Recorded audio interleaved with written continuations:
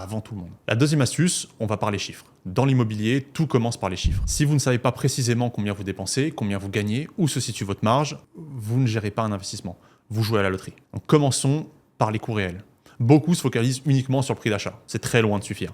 En France, les frais de notaire représentent entre 8 et 10% du prix du bien. Pour un achat à 200 000 euros, cela représente déjà environ 16 000 euros. Et ensuite, il y a les frais d'agence. Donc là, ça peut varier entre 3 et 5% en moyenne, ce qui peut ajouter 6 000 à 10 000 euros au total. Vous devez aussi considérer les travaux. Une simple rénovation esthétique peut coûter 10 000 euros, mais vous avez des projets qui peuvent dépasser les 50 000, voire beaucoup plus. Surtout s'il y a des imprévus qui surgissent. Et ces imprévus sont fréquents. Une toiture à refaire, des vis cachées, des normes non conformes peuvent vite alourdir la facture. Mais c'est pas tout. Parlons des revenus futurs. Beaucoup d'investisseurs tombent dans le piège de l'optimisme. Je vais louer cet appartement 1 200 euros par mois car c'est ce que j'ai vu sur une annonce. Non, faux. Ce qui compte, ce sont les loyers réellement pratiqués dans la zone. Donc étudiez les données disponibles, regardez les biens comparables et ajustez vos prévisions. Une règle simple, c'est prenez la moyenne des loyers et réduisez-la de 10%. Cela vous permet de rester prudent et de préparer votre projet même si vous devez ajuster votre prix pour attirer un locataire ou conclure une revente. Et attention à un point crucial. Croire que vous êtes en cash flow positif simplement parce que votre loyer dépasse votre crédit, c'est une grave erreur. Pourquoi? Parce que vous avez des charges fixes, des imprévus et l'impôt. Donc entre les frais de gestion, les réparations et les taxes, vos gains réels sont bien inférieurs à ce que vous imaginez. Même si vous pouvez déduire certains travaux, la fiscalité finira par peser sur votre rendement. Et n'oubliez pas, chaque dépense supplémentaire,